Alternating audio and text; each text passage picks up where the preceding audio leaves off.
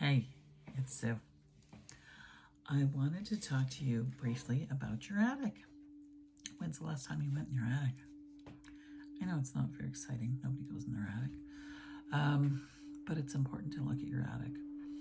Pop your head in there. Have a poke around. I wanted to let you know that there are a few things to watch out for.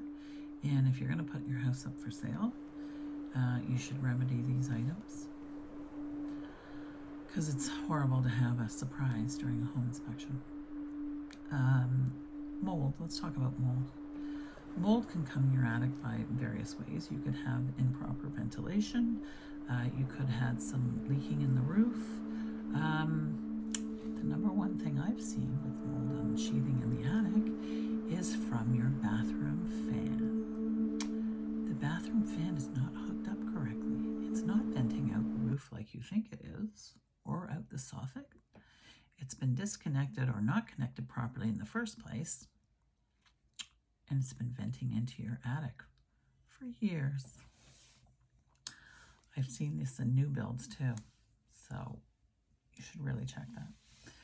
Anyways, it gets on the sheathing, and then that becomes an issue with the home inspection, and then remediation comes into play. Okay, so please check your attic for mold. I've also seen in home inspections cracked trusses, broken trusses. Usually that happens with, I don't actually know all of them, but snow loads and stuff like that with older houses. Insulation, if you have an older house and you have vermiculite insulation, sometimes, not all the time, but sometimes vermiculite insulation has asbestos in it. So if you do have vermiculite insulation, you can have it tested. Google how to have it tested. You usually go up there and then you take about 3 or 4 samples from different areas of the attic and you mail it into this company down in Mississauga and you get it tested. And you find out if it's got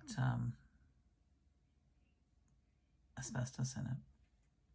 If it doesn't have asbestos in it, well, you keep the paperwork, you're fine, you're good to go. If it does have asbestos in it, you're going to need to remediate that.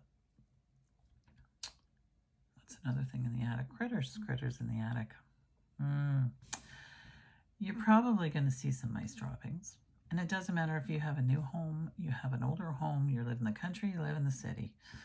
Mice can get in your attic. They climb up the walls, they go through the where the soffit meets the brick. They get through those little cracks that are this big. Yeah. They have their little flexible bone structure. Anyway, so you can't keep them out of your attic. However, you don't want an infestation of mice, so check for critters. Make sure you don't have any, well, you'd know if you had raccoons up there. Get them out. And bats. You might not know if you have bats in your attic. They're not uncommon, especially if you live out in the country in certain parts of the city. Yeah, so check your attic.